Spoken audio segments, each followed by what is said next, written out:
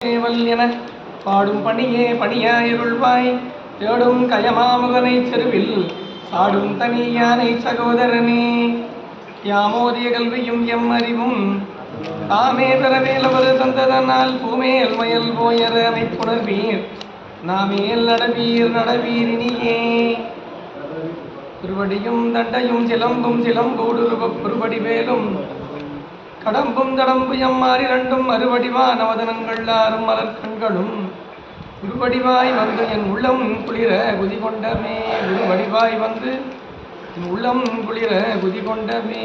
திருச்சிற்றம்பலம். தென்னாருடைய சிவனே போற்றி, எந்நாட்டவர்க்கும் நிறைவா போற்றி, ஏகம்பத்துரை எந்தாய் போற்றி, பாகம் வெள்ளொரு ஆனாய் போற்றி, குவளை கண்ணி கோரன் காண்க வளம் தான் உடனே காண்க. வெற்றிவேல் முருகனுக்கு தெய்வ செக்கடார் பெருமான் திருவடிகள் போற்றி போற்றி. குருநாதர் பொன்னார் திருவடி போற்றி போற்றி போற்றி போற்றி.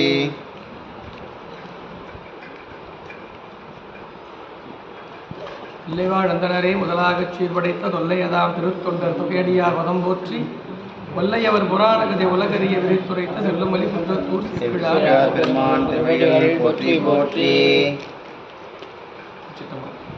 குருவர்களும் திருவர்களும் முன்னிற்க நம்முடைய தெய்வீக சித்தாந்த இலக்கிய மன்றத்தின் சார்பாக மாதந்தோறும் நடைபெறுகின்ற கூட்டு வழிபாடில் முதல் அமர்வாக திருக்கோயில் வழிபாடு. அருள்மிகு சிவசுப்பிரமணிய சுவாமி திருக்கோயிலில் மீனாட்சி சுந்தரேச பெருமானுக்கு நன்னாய் உள்ள அனைத்து மூர்த்தங்கள் 5 மூர்த்தங்களையும் நாம் முறையே வழிபாடு செய்து அருகுருநாதர் ஐயாவுடைய அருளாசியை பெற்று மாதம் தோறும் நாம் தொடர்ந்து சிந்தித்து வருகின்ற பெரிய புராண சிந்தனையிலே திருக்கூட்டச் சிறப்பு என்கின்ற பகுதியை இன்றைய தினம் சிந்திப்பதற்கு குருவருள் வாய்த்துள்ளது. அருகுருநாதர் அவர்கள் பல அரிய தகவல்களை நமக்கு தெரிவித்தார்கள். அடுத்த மாதம் அவர்கள் இடம் ஏறி அவருடைய நீண்ட நெடுநாள் கனவாய் அமைந்த ஒரு செயல் அடுத்த மாதம் நிகழ உள்ளது. அவர்களுடைய திருவடிகளை நாம் நினைந்து இதுவரையிலும் உருவமாய் நமக்கு இருந்து அருளாசி வழங்கிய குருநாத் அவர்கள் அருவமாய் நம்முடைய நிகழ்விலே கலந்து நம்மை நெறிப்படுத்துகின்றார் என்கின்ற உணர்வோடு தெய்வ செக்கடார் பெருமானவருடைய திருத்தொண்டர் புராணம் என்று சொல்லப்படக்கூடிய இந்த நூல் மிக அற்புதமான சமய வழிபாட்டு சிந்தனையையும் தொண்டின் பெருமையையும் தொண்டர்களுடைய அன்பின் வெளிப்பாட்டையும் வெளிப்படுத்தும் முகமாய் அமைந்த நூல் நம்முடைய பெரிய புராணம். ஒவ்வொரு அடியார்களுடைய அன்பு எப்படிப்பட்டது, அன்பிற்கு ஒரு எல்லை என்பது இல்லை. வள்ளுவப் பெருமான் சொன்னது போல அன்பிற்கும் உண்டோ அடைக்கும் தாழ். அதை ஒரு அளவிலே நாம் அளவிட்டு அளக்க ஒண்ணாத நிலைதான் அந்த அன்பு. அதுதான் தொண்டு. தொண்டு எந்த நிலையிலும் அமையலாம் என்பதை நமக்கு உணர்த்தும் முகமாக அமைந்ததுதான் 63 நாயன்மார்கள் 9 தொகையடியார்கள் வரலாறு. அதைத் தொடர்ந்து நம்முடைய செக்கிடார் பெருமான் மனுநீதி சோழன் வரலாற்றையும் அதை கொண்டு திருநகர சிறப்பிலே நமக்கு அருளி செய்திருக்கின்றார். இன்னே வருகின்ற நாயன்மார்களுடைய 23 நாயன்மார்கள் 9 தொகையடியார்களினுடைய நிலையை நாம் ஒரு முன்னோட்டமாக சொல்கிறோம் இல்லையா. ஒரு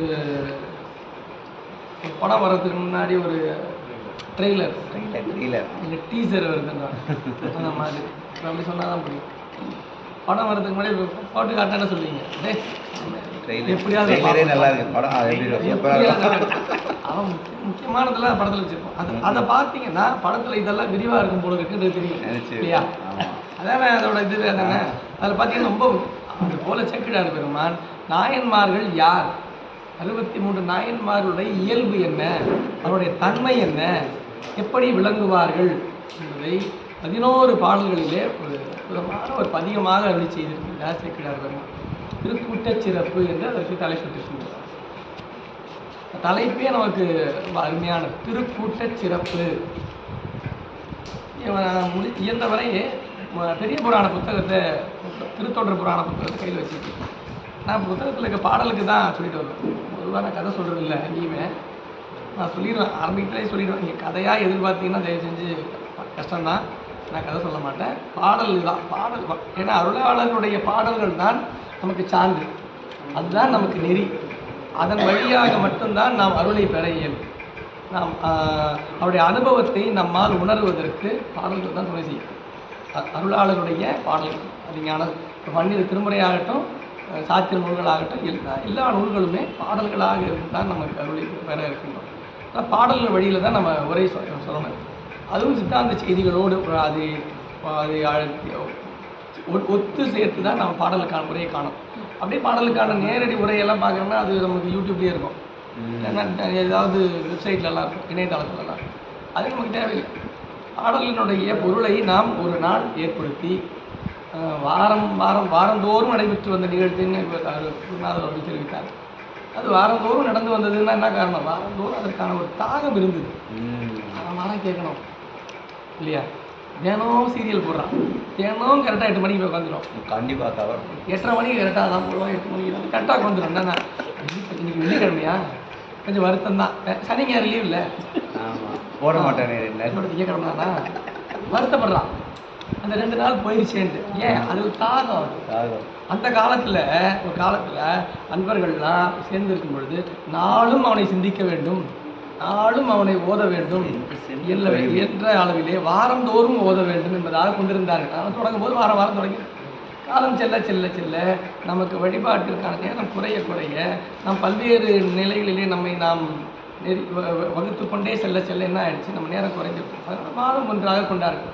நாம் செய்த தவம், நாம் இப்பொழுது வாழ்கின்ற காலத்திலே குருநாதர் அவர்கள் இருக்கின்ற அவரோடு வாழ்கின்ற நமக்கான காலத்தில் ஒரு நாள் நமக்கு கிடைக்கும். ஒரு நாளாவது இன்றைய வாய்ப்பு கிடைக்குது இல்லையா? இது கூட கிடைக்கலன்னு தான் பண்ணுவீங்க. அப்புறம் இந்த வாரத்தில் ஒரு நாளும் போயிடுச்சுன்னா நமக்கு கஷ்டம்தான் போடுறது. வருஷத்தில் ஒரு நாள் தான் நம்ம ஆகிடும், குருபூசை மாதிரி ஆகிடும். வருஷத்தில் ஒரு நாள் தான் குருபூசை. மணிவாசகரையோ நம்ம 4 பெருமக்களை வருஷத்தில் ஒரு நாள் தான் நம்ம பார்க்க முடியும், அதுக்கு மேலே பார்க்க முடியும். அந்த மாதிரி இப்போ நாம் மாதந்தோறும் சிந்திப்பதற்கான ஒரு வாய்ப்பை நமக்கு தெய்வீக சித்தாந்த இலக்கியம் மட்டும் தந்திருக்கு. அது ஒரு கூட்டம், திருக்கூட்டமாக ஏற்படுத்தி செய்திருக்கின்றார்கள். அதை சிந்திக்க வேண்டும், நாளும் சிந்திக்க வேண்டும். நாளும் சிந்தித்தாலுடைய நாம் நம்முடைய குற்றங்களை, அறிவில் இருக்கின்ற அந்த முருடர்களாகிய குற்றங்களை நீக்க இயலாது. நாளும் சிந்திக்க வேண்டும். வாரத்தில் ஒரு முறையாகும், மாதத்தில் ஒரு முறையாகும். மாதத்தில் ஒரு முறை சிந்திப்பதை நாம் நாள்தோறும் அதை எண்ணி சிந்திக்க வேண்டும். அப்படி சிந்திப்பவர்கள் தான் அன்பர்கள். அவர்கள் எல்லோரும் ஒருமித்த கருத்தோடு இருப்பார்கள். அவர்கள் இருக்கின்ற இடம்தான் திருக்கூட்டம். இந்த கூட்டம்ன்ற சொல்லே ரொம்ப அருமையான சொல். கூட்டம் என்பது ஒரு முறைக்கு உட்பட்டது, ஒரு வரையறைக்கு உட்பட்டது. நான் கூட்டத்துக்கு போகிறேன் அப்படின்னு சொல்லிட்டு போவாங்க. அதாவது சுதந்திரம் பெறுவது கூட்டம் நடத்துகிறாங்க அப்படின்னு என்ன அர்த்தம்? அவர்கள் ஏதோ ஒரு குறிப்பிட்ட கொள்கையை கொண்டு குறிப்பிட்ட ஒரு செயலை செய்வதற்காக ஒருமித்த கருத்தோடு எல்லோரும் சேர்ந்திருக்கின்றார். விடுதலை பெற வேண்டும், ஆங்கிலேயரிலிருந்து நாம் விடுதலை பெற வேண்டும், அதற்கு என்னென்னலாம் செய்ய வேண்டும், அதற்கு ஒத்த கருத்துடைய எல்லாரும் சேர்ந்து ஒன்றா இருப்பாங்க. அதான் கூட்டம். ஒரு முக்கியமான ஒருவருடைய செயலை எதிர்க்க வேண்டும், எல்லோரும் ஒருமித்த கருத்தோடு அதை எதிர்க்க வேண்டும். அப்போ ஒரு கூட்டமாக சேர்ந்துருக்கோம், அது பேர் தான் கூட்டம். அப்போ நாங்கள் என்ன நடக்குதுங்க? ஒரு கூட்டம் நடக்குதுங்க அப்படின்னு என்ன அர்த்தம்? ஏதோ ஒரு செயலை செய்து கொண்டிருக்கின்றார்கள் எல்லோரும் ஒருமித்த உணர்வோடு, அதுக்கு பேர் கூட்டம். அங்கே என்னங்க கும்பலாக இருக்குது தெரியலங்க. கும்பல்னு ஒன்று இருக்குங்களா, அது வேறு. அது என்னதுக்குன்னே தெரியாது. கும்பலாக இருப்பான், என்னடா இருக்கும் தச்சுங்க தெரியலைங்க. எல்லாரும் கும்பலாக இருக்கா, நானும் கும்பலாக இருக்கும். என்ன ஒன்றுமே இருக்காதுங்க அங்கே, ஒன்றுமே இருக்காது. சும்மா அவர் நிற்கிறாரு, இவர் நிற்கிறாரு, அவர் எல்லாரும் நிற்கிறாரு, எல்லாம் நிற்கிற ஃபுல் கும்பலாக இருக்கும். டிராஃபிக் ஆகிடும். அதெல்லாம் கருத்து வேறு. என்னடா என்ன போய் பார்த்தா தெரியலங்க, என்னங்கன்னு யாருக்குமே தெரியல. ஆனால் நடக்கும். அதுக்கு பேர் என்ன? கும்பல். அதுக்கு பேர் நாம் கும்பலாக இல்லை, நாம் எப்படி இருந்தோம்? கூட்டமாக. கூட்டம் என்பது ஒரு நெறிக்கு உட்பட்டது. அந்த கூட்டமும் ஒத்த கருத்தோடு உடையவர்கள் மட்டுமல்லாது அது சிவசார்புடையதாக விளங்குமே. ஆனால் அது திருக்கூட்டமாக மாறும். திருக்கூட்டம்னா என்ன? திரு என்ற சொல்லுக்கு சிவம் என்று பொருள். திரு என்ற சொல்லுக்கு அது பேச சொன்னாங்கன்றதாலே நம்ம பேசிட்டு இருக்கு அப்படின்னு நினச்சிக்க போகிறீங்க. சிவம்னு திருக்கு போட சொல்லிடலாமா? ஏதாவது சான்று சொல்லணும்ல, ஏதாவது சான்று சொல்லல. சிவமே பெரும் திரு எய்திற்றிலேன் பவமே அருள் கண்டாய். இதோட எல்லாரும் தெரிஞ்சிடும். திருவாசகம் எல்லோரும் செய்கின்றார். பவம் என்கிறான் அனிமா மலர் இட்டு சிவன் எம்பிரான் அவன் என்னை ஆண்டு கொண்டான் சொல்றார்ல. சிவமே பெரும் திரு எய்திற்றிலேன். சிவம் என்பதுதான் திரு, உண்மையான திரு அதுதான். உண்மையான திரு அதுதான். நம்மால் வேற எதுக்கும் திரு வச்சிருக்கான், வேற எதுக்கும் திரு வச்சிருக்கான். திரு என்பது உண்மையிலேயே குறித்தது சிவத்தை தான் குறிக்கும். அதனால தான் சிவம் சார்ந்த தலமாக விளங்குவதனால தான் திருத்தலங்களுக்கு முன்பாக எல்லாத்தையும் திரு திருன்னு போட்டுருக்கோம். இப்போதான் ஸ்ரீ ஆயிடுச்சு. திருவரங்கம் தான். திருவரங்கம், திரு அண்ணாமலை, திருக்கோவிலூர், திருமயிலை, திருவான்மையூர், திருவொற்றியூர். திருன்னா என்னது? மரியாதை. மரியாதை இல்லை, திரு என்பது சிவம். சிவம் உரைகின்ற தலம். சிவம் உரைவதனால் அதுக்கு திரு. திரு என்பது சிவச்சார்போடு இருப்பவர்கள், ஒருமித்த சிவச்சார்போடு இருக்கின்ற அன்பர்கள் எல்லோரும் சேர்ந்து இருக்கின்ற ஒரு இடத்திற்கு பேரு தான் திருக்கூட்டம். இது திருக்கூட்டம். ஏன்? ஒருமித்த கருத்தோடு சித்தாந்த செய்திகளையும் திருமுறை செய்திகளையும் ஒரு நெறியிலே நின்று அறியுகின்ற அன்பர்கள், நீண்ட நெடுங்கால பாரம்பரியமாக ஒரு பெரிய பாரம்பரியத்தை சொன்னார். அந்த பாரம்பரியத்திலே நாமும் ஒருவராக வாழையடி வாழையென வந்த திருக்கூட்ட மரபில் நாம் எல்லாரும் ஒருவர். இது மறைமலை அடிகள் அவர்களால் தொடங்கப்பட்டு அழகரசு ஐயா அவர்களால் அது வளர்க்கப்பட்டு அது ஐயா வர்குருநாத் ஒளியரசு ஐயா அவர்களால் அது தொண்டு தொட்டு செயல்படுத்தப்பட்டு இன்று நாம் எல்லாம் அதிலே பயணித்து கொண்டு இருப்பதற்கான ஒரு வாய்ப்பு திருக்கூட்டம். பேர் தான் திருக்கூட்டம். இதுதான் உண்மையிலேயே சிறப்பு. திருக்கூட்டத்தோடு இருப்பது தான் உண்மையிலேயே சிறப்பு. அதான் திருக்கூட்ட சிறப்பு. திருக்கூட்ட சிறப்புன்னா திருக்கூட்டத்துக்கு சிறப்பு. திருக்கூட்டமாய் இருத்தல் மட்டுமே சிறப்பு. மற்றதெல்லாம் திருக்கூட்டம் சிறப்பு என்றால் மற்றதெல்லாம் சிறப்பு இல்லைன்னு ஒரு என்னெல்லாம் தனியாக தான் சார் போகிறது. யாரையும் நான் இப்போலாம் போகிறது இல்லை. எல்லாரும் வருவாங்களான்னு தெரியல, நான் மட்டும் பேர் எதுவும் போயிடும்ல, அது சிறப்பு இல்லை. திருக்கூட்டமாய் செல்லுதல் தான் சிறப்பு. அதனால தான் நான் ஒரு ஒரு ஒரு போட்டு வைப்போம், விண்ணப்பம் தானே. திருக்கூட்டமாய் சென்று பின்னாதர் வருவார், நம்ம பார்க்க வருவார். வருடத்தில் எப்பயோ வாய்ப்பு கிடைக்குமோ வரேன்னு சொல்லியிருக்காங்க. நாம் எல்லாம் சென்று வருடத்தில் ஒரு முறை கட்டாயம் சென்று அவரை தரிசிப்போம். அவரிடத்திலே பீடத்தில் சென்று நாம் தரிசிப்போம் என்பதற்காக அது நமக்கு எப்பயாவது வாய்ப்பு கிடைக்கும் போது போகிறதுன்றதோட திருக்கூட்டமாக போனால் எப்படி இருக்கும்? அது ஒரு நிகழ்வாக கொண்டு செல்வோமே. ஆனால் நமக்கு இன்னும் அதனால தான் அவர்கிட்ட சொல்லி வச்சுட்டோம். அவர்கள் அதை முறைப்படுத்தி அதை செய்தார்கள். திருக்கூட்டமாக இருத்தலே சிறப்பு. அதை அந்த திருக்கூட்டத்தினுடைய சிறப்பை பற்றி பேசுவது தான் இந்த நூற்றாண்டு. இந்த பகுதி முழுக்க அதை தான் பேச. இதை உண்மையிலேயே ஒரு மணி நேரத்துக்குள்ளே 6 மணி நேரத்துக்குள்ளதான் வாய்ப்பே இல்லை. அடியன் ஒரு 5-6 ஆண்டுகளுக்கு முன்பாக திருக்கூட்ட சிறப்பு இந்த நூலை எடுத்து பேசிட்டு இருக்கேன். அப்போ கொரோனா நேரம், எல்லோரும் வீட்டில் தான் என்ன பண்ணதில்லை, நாங்கள் ஆன்லைனில் பேசலாங்க ஐயா அப்படின்னு சொல்லிட்டு 2020 மே மாதம் நினைக்கிறேன் நேரத்தில் ஆன்லைனில் ஒவ்வொரு பாட்டு 1 மணி நேரம் பேசினேன். கிட்டத்தட்ட ஒரு 12 மணி நேரம் 13 மணி நேரம். 2 நாளைக்கு ஒரு வாட்டி 2 நாளைக்கு விட்டு வச்சு. ஏன்னா எங்கேயும் வெளியே போக போகிறது இல்லை, யார் மூஞ்சியும் பார்க்க முடியாது, வாசப்படியே தாண்ட முடியாது, வீட்டுக்கு கதவே திறக்கிறதே ரொம்ப கஷ்டமா. அப்படி இருந்த வேறு நான் என்ன பண்ணுறது, கூகுள் மீட்டு தான். கூகுள் மீட்டில் அப்போ அப்படியே எல்லோரும் ஆன்லைனில் நான் ஒரு 20 பேர் அப்போ கேட்டுட்டோம். அப்போ அது அதாவது வேறு எந்த சிந்தனையும் இருக்காதா நமக்கு, வெளியே வேறு எங்கேயும் போக வேண்டிய வேலை இருக்காதா, ரொம்ப ஆழ்ந்து கூர்ந்து அந்த ஒரு பாடலை சிந்திக்கிறதுக்கு ரொம்ப நேரம் டைம் இருக்கும். ஒரு பாடலுக்கே 1 மணி நேரம் போயிடும். 1 மணி நேரம் 10 நிமிஷம், 1 மணி நேரம் 5 நிமிஷம்லாம். அப்படி 12 வகுப்புகள் வருது. 12 வகுப்புகளை தாண்டி 13ஆவதாக ஒரு அது எல்லாத்தையும் சேர்த்து ஒருங்கிணைந்த ஒரு வகுப்பு அப்படிலாம் போடும். இப்படிலாம் ஒரு நாள் அமைந்து நாம் இப்போ அப்படிலாம் போகக்கூடாது. அதனால் இன்னும் ரொம்ப நாள் இதுவாக போகுமாங்கன்னு நினைக்கிறாரு. நம்ம அதை ஓரளவுக்கு ஒரு விரைந்து சிந்திப்பதை விட நிறைந்து சிந்திப்போம். நாம் நிறைந்த கருத்துக்களை சிந்திப்போம் இந்த பகுதியிலே என்று சொல்லி முதலிலே திருக்கூட்டத்தினுடைய சிறப்பை நாம் அறியும் வண்ணமாய் சேக்கிழார் பெருமான் இந்த முதல் பாடலை தொடங்குகின்றார். முடிந்தவரை நம்ம என்ன பண்ணோம், நாங்கள் அடியனுக்கு பல அன்பர்களுக்கு சொல்லியிருக்கோம், நாளும் இந்த பதிகத்தை நாம் ஓத வேண்டும். இந்த நாளும் நாங்கள் வழிபாட்டில் தினம் நாங்கள் வழிபாட்டில் அன்பர்களுக்கு தினம் சில பதிகங்களை ஓத வேண்டும்னு சில ஒரு கட்டளைன்னு வச்சுங்களேன். நான் அப்படி தான் நான் கொஞ்சம் கண்டிப்பாக தான் சொல்லுவேன். எல்லா இடத்துலையும் கண்டிப்பாக செஞ்சு தான் ஆகணும். இல்லைன்னா அவங்க வேலையை பாருங்கன்னு சொல்லுவேன். கண்டிப்பாக இவ்வளோ பதிகங்களை ஒரு நாள் படித்தே ஆகணும்னு சொல்லிட்டு ஒரு தொகுப்பு எடுத்து வச்சுருக்கேன். அதை கண்டிப்பாக அதில் திருக்கூட்ட சிறப்பு இருக்கும். முதல்ல தொடங்குறது கச்சூர் ஆலக்கோயில் பதிகமும் திருக்கூட்டி சிறப்பும் தான். இது பதிகத்தை நாளும் போத வேண்டும். திருத்தொண்ட தொகை இது போன்ற சில பதிகங்களுக்கு இதெல்லாம் நாளும் போத வேண்டும் தான். நாளும் சிந்திப்பது நமக்கு மிக உயரிய அனுபவத்தை தரக்கூடிய இல்லை. முதல் பாடல் தொடங்கும் போது பூதநாயகர் புற்றிடம் கொண்டவர் ஆதிதேவர் அமர்ந்த பூங்கோயிலில் சோதி மாமணி நீள் சுடர் முன்றில் சூழ் மூதுயழில் திருவாயில் முன்னாயது. மூதுயையில் திருவாயில் முன்னாயது. பெரிய புராணம் என்கின்ற ஒரு நூல், திருத்தொண்டர் புராணம் என்று சொல்லப்படக்கூடிய பெரிய புராண நூல் இருக்கு இல்லையா? இந்த நூல் நமக்கு கிடைத்தது நாம் செய்த மிகப்பெரும் தவம். அடிக்கடி குறிப்பிடும் காரணம், சேக்கிழார் பெருமான் போல ஒரு பாடலின் வழியாக ஒரு காட்சிப்படுத்த முடியுமா?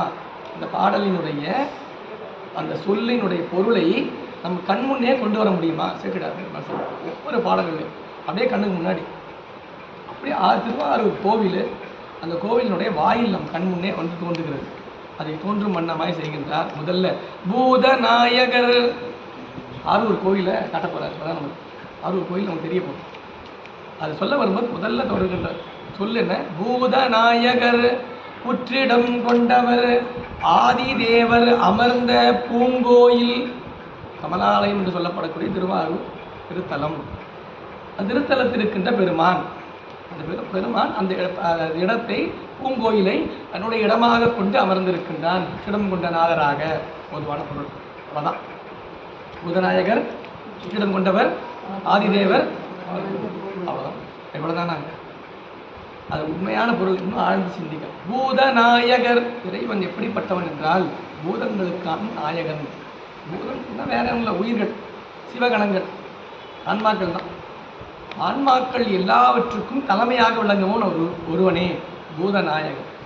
பூதன்னா ஞானசம்பந்தர் வரலாற்றில் சொல்ல போகும்பொழுது சேக்கிழார் பெருமான் முதல் பதியத்தில் சொல்லுவார், வேத நெறி தழைத்தோங்க மிகு செய்வத்துறை விளங்க பூத பரம்பரை பொலிய.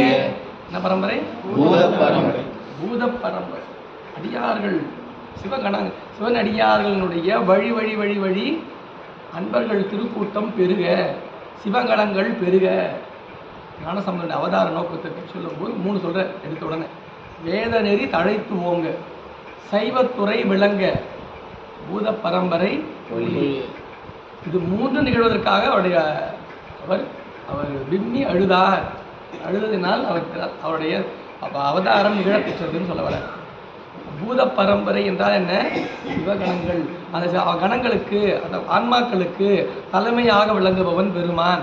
அவனுக்கு பெருமையே என்னன்னா, அவன் தனியே இருப்பதல்ல, சிவமாய் இருத்தல் அல்ல, அவன் உயிரோடு கலந்து இருத்தல் தான் அவனுக்கு பெருமை. அதான் முதல்ல தொடங்கும் பொழுது திருக்கூட்ட சிறப்பு சொல்லும் பொழுது முதல்ல பூதநாயகர். அப்படிப்பட்ட பெருமான், உயிர்களுக்கான தலைமையிலே விளங்குகின்ற பெருமான், அவன் புற்றிடம் கொண்டான். இடம் கொண்டான் என்னது? ஒரு உருவத் திருமேனியை கொண்டான். வழிபடும் பொருளாக ஒரு உருவத் திருமேனியை கொண்டான். உருவத் திருமேனியை கொண்டாலும் அவன்தான் தேவர்கள் எல்லா தேவர்களுக்கும் மேலான பொருளாய் இந்த உலகிற்கு நமக்கு காட்சிப்பட்டான். ஆதிதேவர். ஆதிதேவர் தான் புற்றிடம் கொண்ட நாதராய் காட்சிப்பட்டார். அவர்தான் எல்லா ஆன்மாக்களிலும் உரைகின்றார். பூதநாயகர் என்பது அவன் அநேகனாய் நிற்றல். ஆதிதேவர் என்பது அவன் ஏகனாய் நிற்றல். மணிவாசன் ஒரே தொடரல. ஏகன் அநேகன் இறைவன் அடி வாழ்க. எல்லாரும் தெரியும். அதை தான் சேக்கிழார் சொல்றார். பூதநாயகர் புற்றிடம் கொண்டவர் ஆதிதேவர். ஆதிதேவன் ஏகன். அவன் ஏகனாயும் இருக்கின்றான், அநேகனாயும் இருக்கின்றான். அவன் புற்றிடம் கொண்ட நாதனாய் நாம் வணங்கும் வண்ணமாய் இருக்கின்றான். எங்கு? கமலாலயத்தில் திருஆரூர் திருக்கோயிலே நமக்காக திருக்கோலம் பூண்டிருக்கின்றான். கமலாலயத்திலே திருக்கோயிலே திருக்கோலம் பூண்ட பெருமான் தான் எல்லா உயிர்களிலும் தழைத்து விளங்குகின்றான், ஏகனாகவும் விளங்குகின்றான். இதுதான் முதல். பூதநாயகர் புற்றிடம் கொண்டவர் ஆதிதேவர் அமர்ந்த பூங்கோயில். அமர்ந்த பூங்கோயில் என்ன? அங்கே இருக்கிறாருன்னு அர்த்தம். இப்போ நாமெல்லாம் எங்கே இருக்கோம்? திருக்கோயிலில் இருக்கோம். இருக்கோன்னு அர்த்தம் நம்ம கொஞ்ச நாள் அப்புறம் போயிடுவோம்னு அர்த்தம். நம்ம இங்கே இருக்க மாட்டோம், இப்போ இங்கே இருக்கோம். இங்கே தான் அமர்ந்திருக்கின்றார்கள். அவர்கள் இங்கே அமர்ந்திருக்கு. உடனே என்ன பண்ணுறாங்க? நம்ம நிற்க போகிறாங்கன்னு அர்த்தம். அவங்க நம்ம கிளம்ப போகிறாங்க. பெருமான் அந்த இடத்தை தன் இடமாக கொண்டிருக்கின்றான் என்றால் அது அவனுடைய நிரந்தர இடம் அல்ல. அது அவனுடைய உண்மை நிலை வேறு. உயிர்களின் பால் கொண்ட கருணை காரணமாக அதை தன் இடமாக அவன் கொண்டிருக்கின்றான். அவனோட உண்மை நிலை அது இல்லை. உண்மை நிலை என்ன? அவன் எல்லா ஓருருவம் ஒரு நாமம் ஒன்றுமில்லா இருக்கு. அவன் இடத்தாலும் காலத்தாலும் கட்டுப்பட்டவன் அல்ல. இருந்தாலும் உயிர்களின் பால் கொண்ட கருணை காரணமாக தன்னை கட்டுப்படுத்தி ஒரு உருவப் பொருளுக்குள் தன்னை நிறுத்தி கொள்ளுகின்றான். சொன்னது அகண்டமாய் நின்ற பெருமான் ஒரு பொருளுக்குள் தன்னையும் சூக்கும பொருளாய் கொண்டிருக்கின்றான். அதுதான் பூதநாயகர். பூதநாயகர் தான் ஆதி தேவராய். ஏன் ஆதி தேவராக வரான்னா அப்போ தான் நம்ம வழிபட முடியும். ஆன்மாக்களுக்கு அவன் உள்ளே ஒவ்வொரு ஆன்மாவிலும் உரைகின்றான். எல்லா ஆன்மாவுக்கும் தெரியுமா? யாருக்கு தெரியாது? எல்லாருக்கும் தெரியாது. இல்லை சாமியே இல்லைன்னு சொல்கிறவனுக்கு இருக்காருல்ல சாமி. சாமியே இல்லைன்னு சொல்லிட்டு இருக்காங்க. கடவுள்லாம் இல்லை சார், சும்மா எங்க பார்த்தாலும் கடவுள் கடவுள் சாமி சாமி எப்போ பார்த்தாலும் இப்படியே சொல்லிட்டு இப்படிலாம் ஒன்றும் இல்லவே இல்லை. மறுத்து பேசுகிற உலகத்தில் இருக்காங்க. நாத்திகர்கள் சொல்கிறது, உலகாயுதர்கள்னு சொல்கிறவருக்கு அவர் கடவுள் மறுப்பாளர்கள் இருக்காங்களே இந்த உலகத்தில் எவ்வளோ பேர். அங்கேயும் சாமி இருக்காருல்ல. அவங்ககிட்ட சாமி இல்லைன்னு சொல்ல முடியுமா? அவங்ககிட்டையும் இருக்காரு. அவங்ககிட்டையும் இருக்காரு. இல்லைன்னு சொல்ல முடியாது. அவனுக்கு எப்படி இருக்காரு? அவனுக்கு தெரியாமல் இருக்காரு. அவனுக்கு தெரியாமல் இருக்காரு. நமக்கெல்லாம் தெரிஞ்சிருக்காரு. எப்படி இருக்காரு? புறத்தாருக்கு சேயோந்தன் பூங்கடல்கள் வெல்க. புறத்தார் வெளியில் என்ன சேயோன் செய்யணும், ரொம்ப தூரமாக இருக்காரு. அவனுக்கு இல்லவே இல்லைன்னு சொல்லலை. ரொம்ப தூரம். நமக்கு கோயில் வெளியில் இருக்கான இருக்கணும் தெரியுமா? அதுமாதிரி அவனுக்கு எங்கே இருக்காருன்னு தெரியல. அவனுக்கு தெரியலன்றதால அவன் இல்லைன்ட்டான். அவனுக்கு தெரியலன்றதுனால அவன் என்ன பண்ணிட்டான்? இல்லைன்னு சொல்லிட்டான். இங்கே யாராவது ஒருத்தர் பார்த்துட்டு நீ ஐயா இப்போ ஐயா இங்கே இல்லை இல்லையா, கிளம்பிட்டான். ஐயா இல்லைங்க. அப்படியே பார்க்குறாங்க. அங்கே ஐயா இல்லைங்க, சொன்னார் அங்கே இல்லை. நீங்கள் பார்த்தீங்க? நான் பார்த்தேங்க. இல்லை இல்லையா? இங்கே இல்லை, அவர் வெளியில் போயிருக்காரு. அது யாருக்கு தெரியும்? இங்கே இல்லைன்றது யாருக்கு தெரியும்? இல்லை, இங்கே இருக்கிறவங்களுக்கு, இங்கே இதை ஏற்பாடு செய்பவர்களுக்கு, நிகழ்வை ஏற்று போற்றுபவர்களுக்கு அவருக்கு தான் தெரியும். என்ன எங்கன்னா அவர் அங்கே போயிருக்காரு, திருப்பி வருவார், திரும்பியும் இங்கே பக்கத்துலாம் போயிருக்காரு. அப்போது இல்லை, நமக்கு தெரியலன்றதுனால இல்லைன்னு சொல்ல முடியாது. யாருக்கிட்ட கேட்டால் தெரியுமோ அவங்கக்கிட்ட கேட்கணும். யாருக்கு தெரியும்? உரியவர்களுக்கு தெரியும். அவங்ககிட்ட கேட்டால் தெரியும். அவன் பார்த்துட்டு இல்லைன்றதால இல்லைன்னு சொல்கிறான். அப்படி ஒருத்தரே கிடையாதுங்க. இல்லைன்னு அப்படி ஒருத்தர் இல்லவே இல்லை சொல்ல முடியுமா? அங்கே இல்லைன்றதால நம்ம கண்ணுக்கு தெரிகிறதெல்லாம் தான் நம்ம பொருள் கிடையாது. நம்ம கண்ணுக்கு தெரியாத பொருள் எத்தனையோ இங்கே இருந்துட்டு இருக்கு. கண்ணுக்கு தெரியாத எத்தனையோ பொருள் இந்த உலகத்தில் இருக்குது. நாம் அது இருக்குதுன்னு நினச்சிட்டு இருக்கோமா? அது இல்லைங்க நினச்சிட்டு இப்போ இங்கே நாம மட்டுமா அமர்ந்துருக்கோம். நம்ம அல்லாத எத்தனையோ ஆன்மாக்கள் இங்கே அமர்ந்து கேட்டுக்கிட்டு இருக்கோம். நமக்கு தெரியாது. வெவ்வேறு ஒரு உருவத்தில் இருந்திருக்கலாம். நம்ம கண்ணுக்கு தெரியுமா? அப்படி இல்லைன்னு சொல்ல முடியுமா? அவன் இல்லைன்னு சொல்லிட்டான். இல்லை என்கின்ற சொல்பவர்களுடைய உயிரிலும் அவன் கலந்து விளங்குகின்றான். அதான் அவன் அல்லாதாருக்கு அல்லாத வேதியனை. இல்லைன்னா அவன் இல்லைன்னே இருப்பாரான் சாமி. இல்லைன்னு தானே இருக்கான். அவன்கிட்ட நான் இருக்கேன்னு சொல்ல மாட்டான். இல்லையா? சரி இப்படி இல்லை, அவனுக்கு இல்லைன்னே அவனுக்கு இருக்க மாட்டான். அவன் அருகிலே எப்பொழுது அந்த முருடு நீங்குகிறதோ அந்த சிவச்சார்பு எப்பொழுது தோன்றுது அப்பொழுது அவனுக்கு சாமி காட்சி கொடுவார். அப்படிப்பட்ட பெருமான் தான் உயிர்களின் பால் கொண்ட கருணை காரணமாக உருவம் கொள்ளுகின்றான். அதுதான் ஆதிதேவர். அவன் இருக்கின்ற தலம்தான் ஆரூர் கோயில். முதல் தலம். தலங்களிலேயே மிக பழமையான தலமாக சொல்லப்படுவது திருவாரூர். பெருமான் தான் அதை நமக்கு அதை நெறிப்படுத்துறாரு. பெருமான் மட்டும் சொல்லலாம் நமக்கு தெரிஞ்சிருக்குமான்னு தெரியல. அந்த தலம் மிக பழமையான தலம். எல்லா தலங்களுக்கும் பழமையான தலமாக சொல்லப்படுவது ஆரூர் தலம். மிக எவ்வளோ பழமைனா தில்லையில் கூத்து நிகழ்த்துவதற்கு முன்னோ பின்போ. தில்லையில் கூத்து நிகழ்த்தாரு, அதுக்கு முன்னோ பின்போ ஆரூர் கோயிலாய் கொண்டானாரு.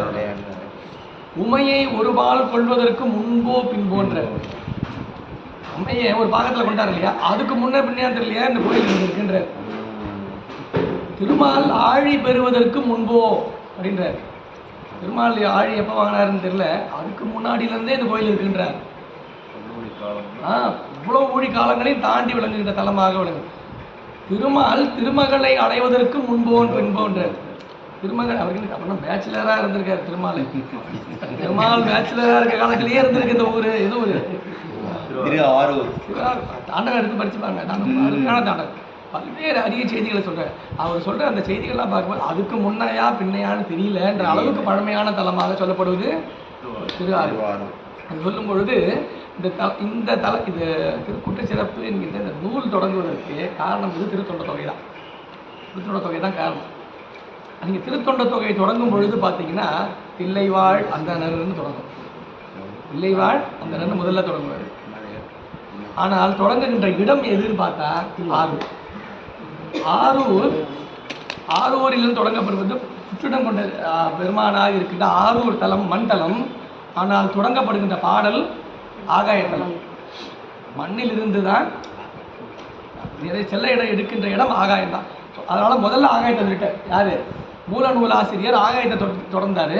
திருக்கூட்ட சிறப்பு சொல்லும் பொழுது அவர் மண்ணை தொடங்குகின்றார். ஆகாயத்திலிருந்து ஒடுங்கி வருவது, அப்படியே ஒவ்வொன்றா விரிந்து வருவதுதான் மண்.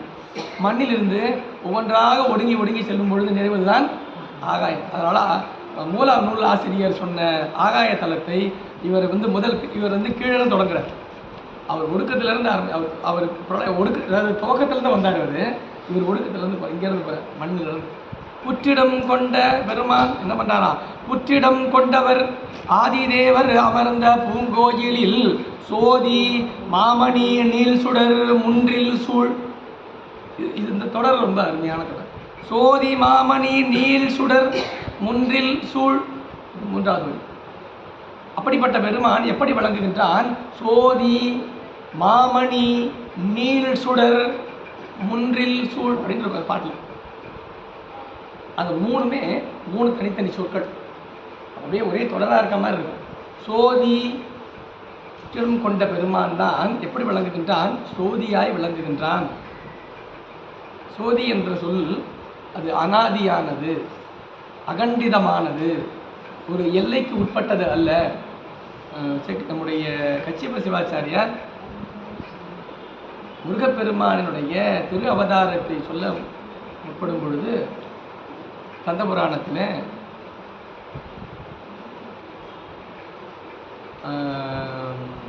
அருவமும் உருவமுமாகி அனாதியாய் நின்ற ஜோதி பிழம்பு அது ஓர் மேனியாய் அப்படின்னு தொடங்குவார். அருவமும் உருவமுமாகி அனாதியாய் நின்ற சோதி பிழம்பு அது ஓர் மேனியாய் கருணைகோர் முகங்கள் ஆறும் கரங்கள் 12 கொண்டே ஓர் திருமுருகன் வந்தாங்கு உதித்தனன் உலகம் உய்ய. உதித்தனன் சொல்லுவார். உதித்தன்னா சூரியனுக்கு சொல்கிறது தான் உதித்தன். சூரியன் உதித்தான அர்த்தம் சூரியன் பிறந்தாருன்னு அர்த்தம் இல்லை, நமக்கு தெரிஞ்சாருன்னு அர்த்தம். அதான் உதித்தன். சூரியன் உதிக்கிறாருன்னு அர்த்தம். இங்கே 6 மணி, ஆனால் அமெரிக்காவில் சூரியன் அங்கே அஸ்தமனத்தில் இருப்பார். அப்போ அங்கே சூரியன் இல்லையா? சூரியன் இங்கே இருக்கார். இங்கே இரவு 10-12 ஆயிடுச்சு. அப்போ அங்கே சூரியன் அங்கே இருப்பார். அப்போ சூரியன் எப்பவுமே தான் இருக்காரு, நமக்கு தெரியறது தான் காலையில். அதை தான் உதித்தல். முருகப்பெருமான் எப்பவுமே தான் இருக்காரு. நாம் காணும் வண்ணமாய் உலக உயிர்கள் உய்யும் வண்ணமாய் தன்னுடைய 6வது முகமாகிய அதோ முகத்தையும் பெருமான் கொண்டான். வெளிப்படுத்தி காட்டினான். அந்த முகம் ஞானிகளாலும் மிகப்பெரிய சித்தர்களாலும் மட்டுமே காணக்கூடிய நிலையிலே இருந்த அதோ முகம் என்று சொல்லப்படக்கூடிய அந்த உண்முகம் வெளிப்பட்டு தோன்றியது சிவபெருமானால். அதனால அது 6 முகமும் அப்படின்னார். 6 முகமும்னு அர்த்தம். அவ்வளோதான், 6 தான் இருக்கு. இது வரைக்கும் உங்களுக்கு 5 தான் தெரிஞ்சிருக்கும். இப்போ உள்ளே இருந்த அந்த 6வது தெரிஞ்சிருச்சு. நீங்கள் நாளைக்கு இப்போ 6னா 7, 8 உங்களுக்கு வருமானம் வச்சுக்காதீங்க. 6ம் அப்படின்னார். 6ன்னா 6 முகம் தான். அதை சொல்லும்போது என்ன வந்தது? அந்த 6வது முகம் எங்கே இருந்ததுதா? ஐமுகத்திலிருந்து வந்தது. 5 முகம் தோன்றில் 6 முகம் தோன்றும். அந்த 5 முகம் எங்கேருந்து வந்தது? அது சோதியிலிருந்து வெளிப்பட்டது. அருவமும் உருவமாகி அனாதியாய் நின்ற சோதி பிழம்பு அது ஓர் மேனி. அதுதான் மேனியா மாறு. அந்த சோதி பிழம்பு தான் மேனி. சோதியாய் வள்ளல் பெருமான் சொல்லுகிற சோதி அதுதான். சோதியாய் விளங்குகின்ற பெருமான் அருட்பெரும் சோதியாய் விளங்குகின்றான். நாம் வணங்கும் வண்ணமாய் தனிப்பெரும் கருணையாய் அவன் வடிவாக சுடராய் காட்சி தருகின்றான். அதுதான் இப்போ முதல்ல சோதி. அந்த சோதி என்ன ஆகுது? நமக்கு சுடராக வருவதற்கு முன்பாக இன்னொரு நிலை இருக்குது, மாமணி. அடுத்தது மாமணி சோதி. சோதி என்னவாகுது?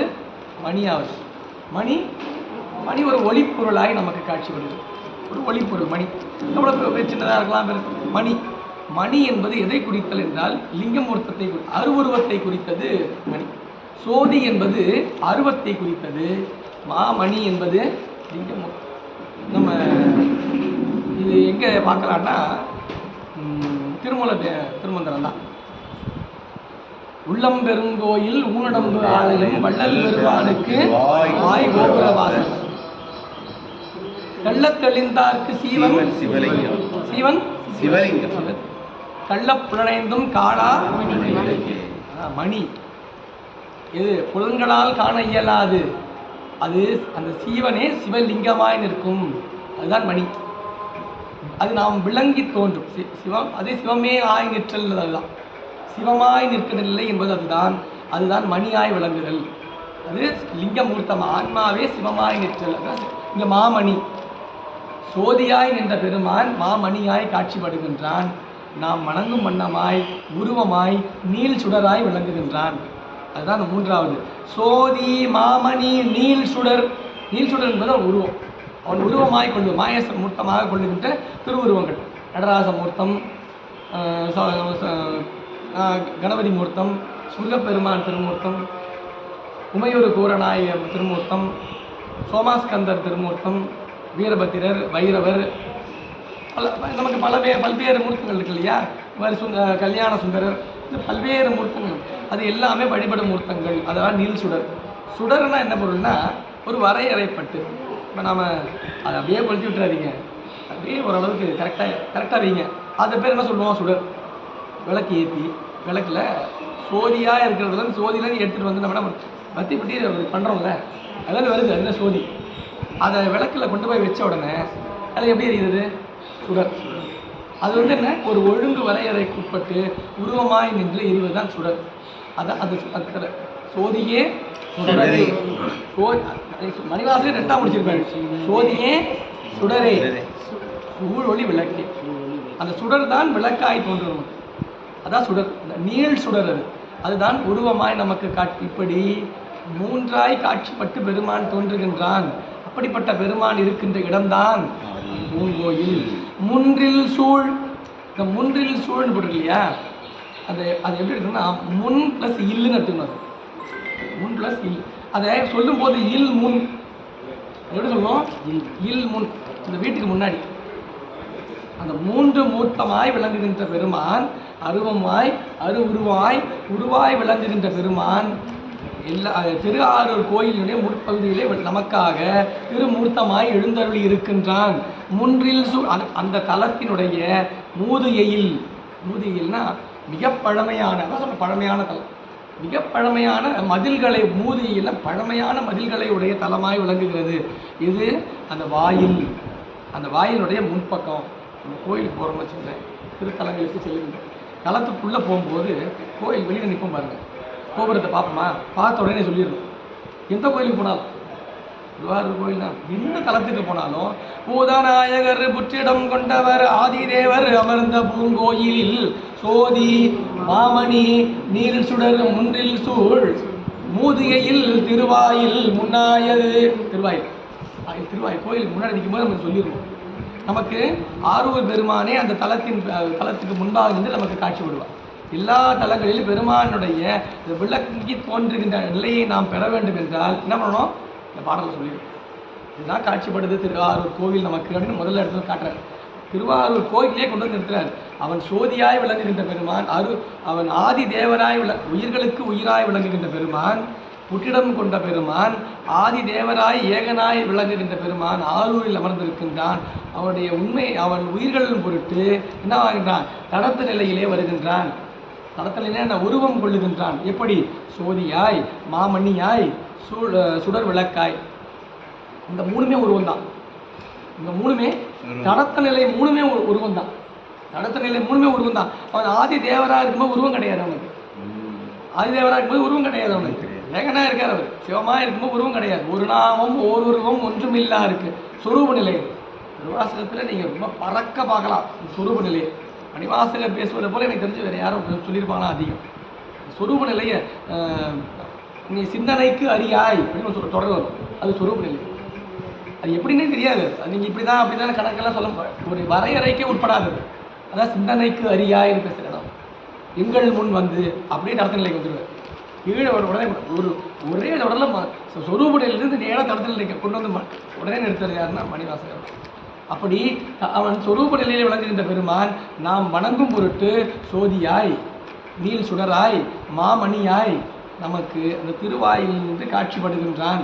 திருவாரூரில் மூன்றுமே பார்க்கலாம். ஆரூர் பெருமானுடைய திருவுருவத்தையும் பார்க்கலாம், லிங்க மூர்த்தத்தையும் பார்க்கலாம், அவன் அருவமாய் விளங்குகின்ற பெருமான். இது எல்லாவற்றையும் அந்த தலத்தில் தான் நாம் காண இருக்கின்றோம். அந்த தலத்தினுடைய வாயிலின் முன்னாக நாம் இருக்கின்றோம். நம்மளாம் கூப்பிட்டு போகிறார். நம்ம தனியாக இல்லை, நம்மை தெய்வ சேக்கிழார் பெருமான் ஆரூர் திருக்கோயிலுடைய வாயிலுக்கு அழைத்து சென்றிருக்கின்றார். இதற்காக அடுத்த பாடல் தான், இதற்காக அந்த திருவாயிலுக்கு நம்மை கொண்டு சென்றிருக்கின்றார்.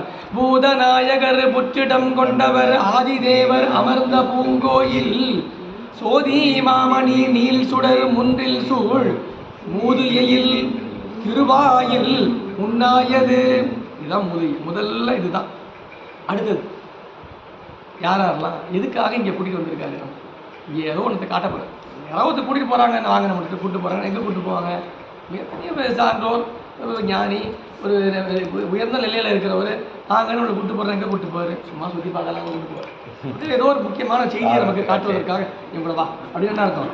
உனக்கு ஏதோ ஒன்று காட்ட போகிறோம், நீ இது வரைக்கும் பார்க்காத ஒன்றுத்தேன் உனக்கு காட்ட போகிறேன், அதான் கூப்பிட்டு போகிறேன். நம்ம சேக்கிழார் அழைத்து செல்கின்றார், ஒன்றை காட்ட இருக்கின்றார். என்ன?